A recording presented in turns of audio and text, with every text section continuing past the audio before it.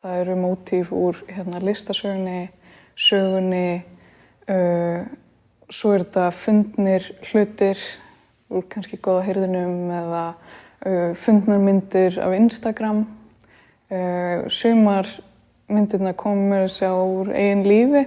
Ég tek hluti sem eru svona myndir af fyndnum sætum köttum og tek það út úr internetsamhenginu og út af tölvuskjánum þar sem við erum vön að sjá þau. Og svo verða þau til í þessu öðru formi sem er skúlptúr.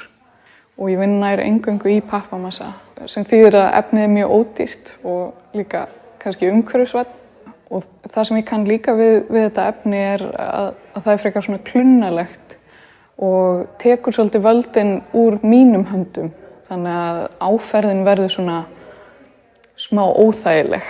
Svo finnst mér líka áhugavert að beina sjónum að upplýsingum sem okkur finnst kannski ekki merkilegar og einhvern veginn reyna að tjáð ofgnótt upplýsinga sem maður upplifir oft á þegar maður vafrar internetið. Og það er einhvers konar ósýnilegur vefur sem vefur sig í kringum allskyns flóknar hugmyndir, feminisma, heimsvaldastefnu Breta, til dæmis rasisma, ofbeldi í raun og veru, ef maður vill leita eftir því. En það er hægt að lesa sýninguna á svo margan mismunandi hátt og það fer bara rosalega eftir hvernig maður gengur inn í hana, hvernig maður kýs að túlka hana og taka hana inn.